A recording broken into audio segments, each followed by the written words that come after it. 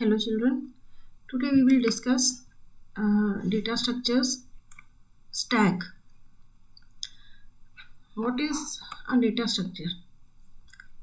Data structure is a way of organizing and storing data in a particular manner.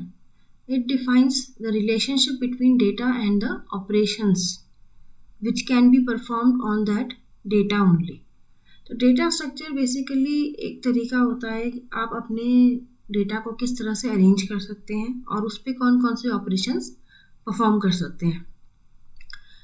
There are various data types that can be defined using any language and that make easier for the programmer to arrange the data. Basically data को arrange करने का तरीका होता है, उसको define करने का तरीका होता है और उसमें कुछ वैलिड ऑपरेशंस होते हैं जो हम परफॉर्म कर सकते हैं. तो they are various types of data structures. they can be divided into two categories, primitive and non-primitive. primitive data structures जो आपके लैंग्वेज में ऑलरेडी इनबिल्ट होते हैं वो होते हैं data. these are integer, float, character and boolean जो already आपकी प्रोग्रामिंग लैंग्वेज में प्रेजेंट होते हैं. नॉन प्रिमिटिव होते हैं जो कॉम्बिनेशन होते हैं बाकी डेटा स्ट्रक्चर्स के. इंटीजर, फ्लोट, कैरेक्टर और बुलियन जो है these are your basic data types. इसमें आप इंडिविजुअल वैल्यूज़ को स्टोर करते हैं, लेकिन अगर इनको आप कंबाइन करो, बहुत सारे इंटीजर्स को कंपाइल करो या बहुत सारे फ्लोट्स को कंबाइन करो या बहुत सारे अलग अलग डेटा टाइप्स को कंबाइन करो तो वो नॉन प्रिमिटिव डेटा स्ट्रक्चर्स को डिफाइन करने के लिए यूज़ होता है. तो नॉन प्रिमिटिव डेटा स्ट्रक्चर्स में भी दो कैटेगरीज होती है, linear and non linear. Linear में आपके पास है array, link list, stack and queue, और नॉन लीनियर में ट्रीज एंड ग्राफ. तो हम अपनी वीडियोस में दो डेटा स्ट्रक्चर्स को डिस्कस करेंगे, स्टैक्स एंड क्यूज. तो today we will discuss what is a stack, how can we arrange our data in a stack.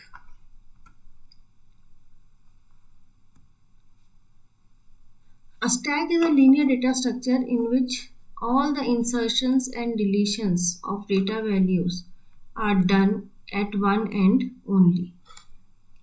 Stack basically क्या होता है, it is a compilation of things. जैसे आप यहाँ पे एग्जाम्पल में देख रहे हो, यहाँ बॉक्सेस एक के ऊपर एक रखे हैं, यहाँ शर्ट्स एक के ऊपर एक रखी हैं, यहाँ कॉइन्स एक के ऊपर, प्लेट्स एक के ऊपर एक रखी हैं. तो this is basically a stack.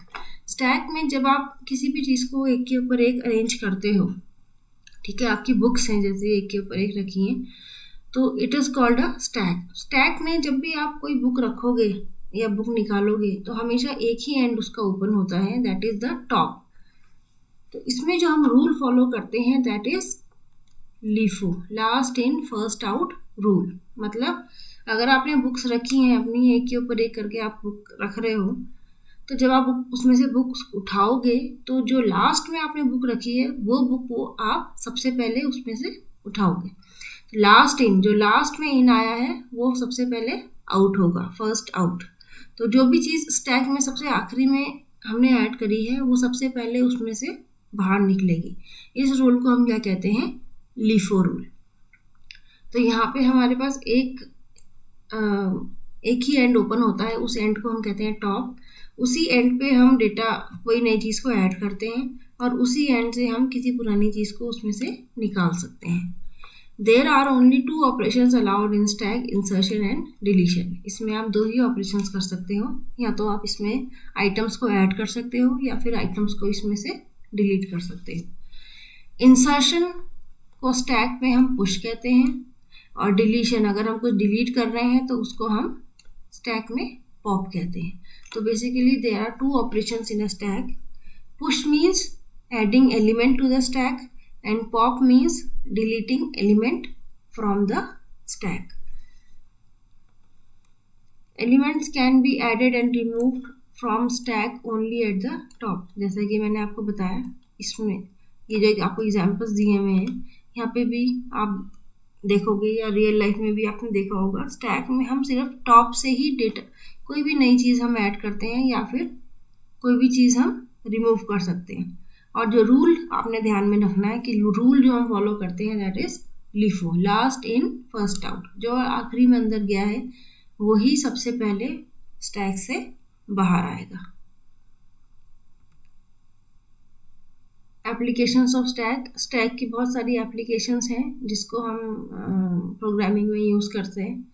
Expression को इवेल्युएट करने के लिए, उसको पोस्टफिक्स प्रीफिक्स में कन्वर्ट करने के लिए, ठीक है, बैक ट्रैकिंग के लिए, लास्ट स्टेप से फर्स्ट स्टेप पे कैसे जाना है, that is known as back tracking.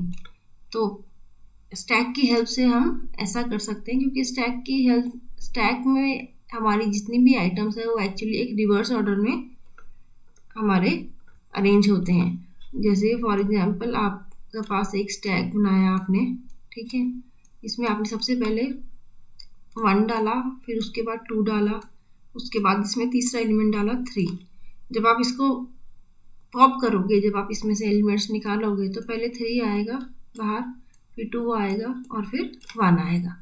यानी कि जिस ऑर्डर में आपने इसमें एलिमेंट्स डाले हैं आप उसके उल्टे ऑर्डर में एलिमेंट्स को बाहर निकालते हो।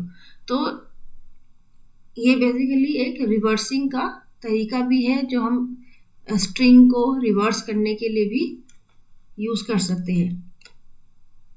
इसका जो रूल है LIFO रूल, वो हमें हेल्प करता है कि हम अपनी स्ट्रिंग को या हमारी जो सीरीज ऑफ नंबर्स को हम रिवर्स कर सकें, ठीक है। तो बहुत सारे इसके यूजेस हैं, एप्लीकेशंस हैं स्टैक की। It is a very important data structure.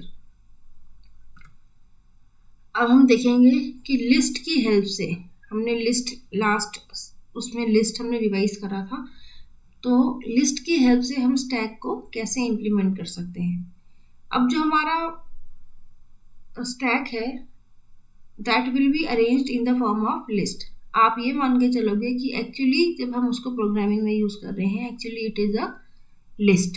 वो एक लिस्ट है और उस लिस्ट में सिर्फ एक ही एंड ओपन है और उसी एंड से हम आइटम्स को ऐड कर रहे हैं और उसी एंड से हम आइटम्स को डिलीट कर रहे हैं।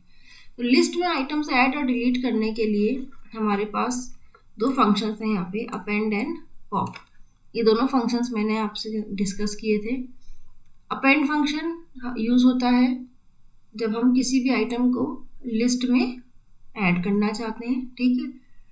अपेंड फंक्शन क्या करता है, किसी भी आइटम को लिस्ट के लास्ट में ऐड कर देता है, ठीक है। आप सिंगल आइटम अगर ऐड करना चाहते हो लिस्ट में तो you can use append function.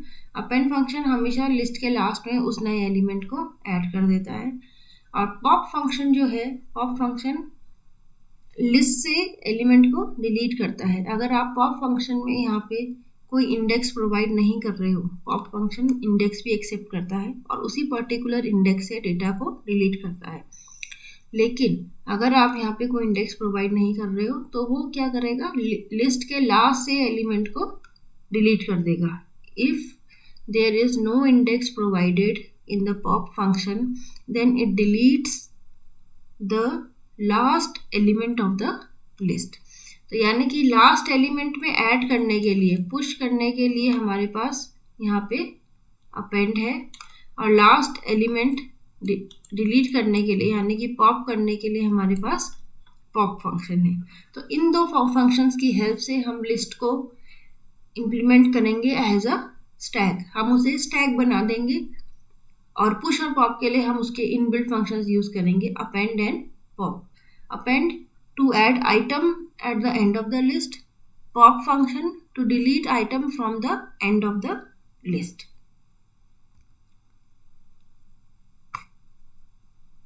अब इस तरह से आपका स्टैक काम करता है।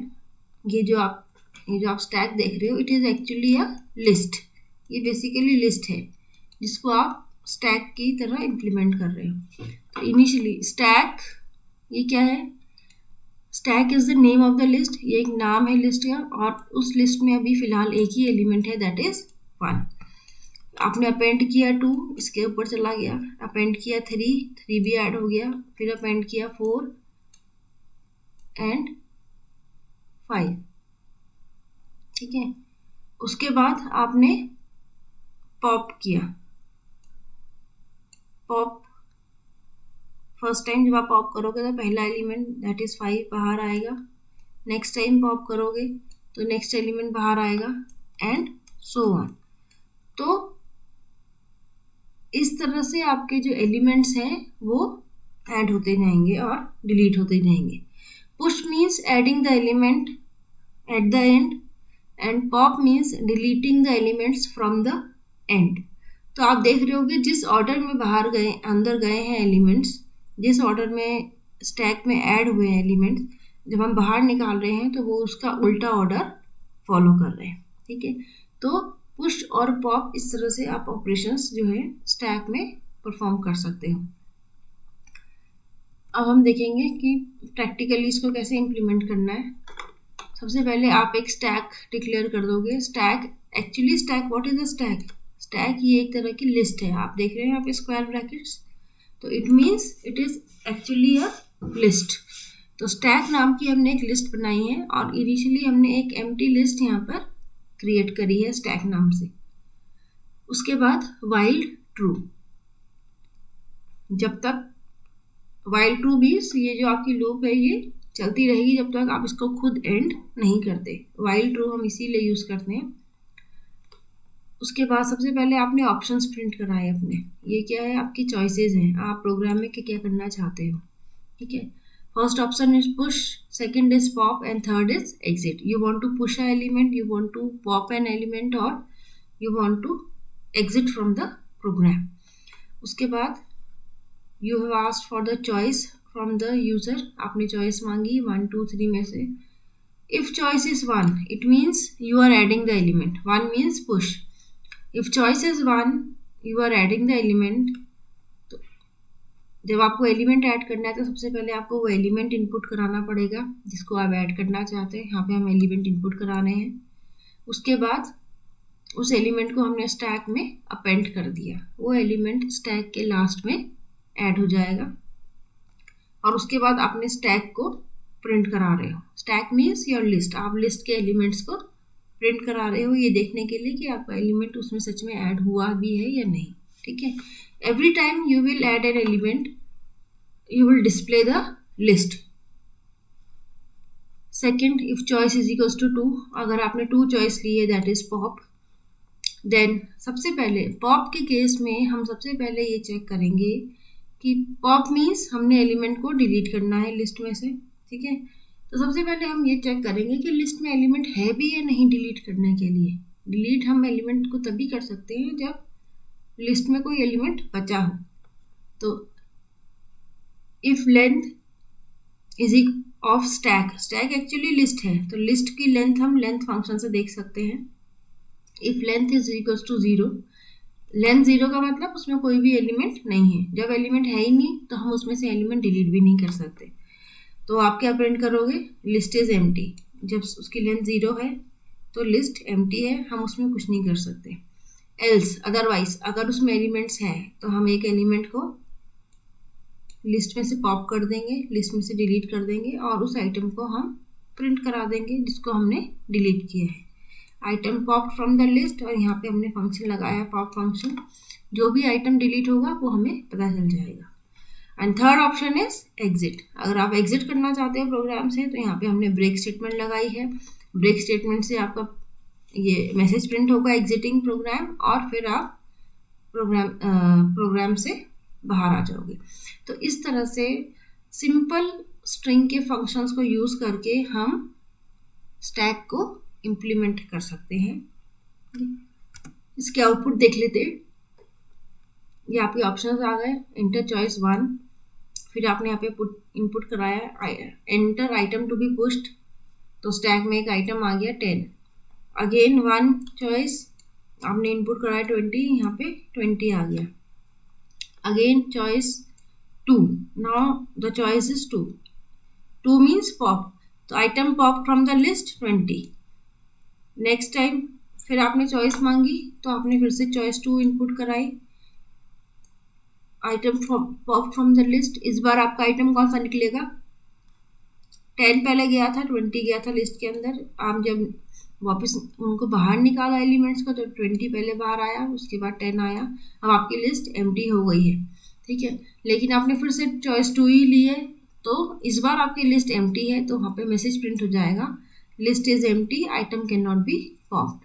और option 3 means exiting your program. ये मैसेज है जो आपने यहाँ पे डिस्प्ले कराया है एग्जिट होने से पहले, एग्जिटिंग प्रोग्राम। तो यहाँ पे प्रोग्राम एग्जिट होने से पहले एक मैसेज डिस्प्ले हो जाएगा एग्जिटिंग प्रोग्राम। तो इस तरह से आप लिस्ट को इम्प्लीमेंट कर सकते हो अपने प्रोग्राम में। और लिस्ट बेसिकली यहाँ पे जो लिस्ट है, जो हमने स्टैक नाम से जो लिस्ट ली है, it is basically a list which is treated as a stack. ये एक्चुअली लिस्ट है लेकिन हम उसको एज अ स्टैक ट्रीट कर रहे हैं।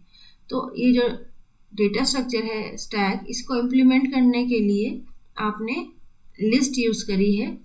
और लिस्ट के जो फंक्शंस हैं अपेंड और पॉप, वो आप यूज़ कर रहे हो स्टैक में डेटा ऐड करने के लिए और डिलीट करने के लिए। तो this is all about stacks. Thank you.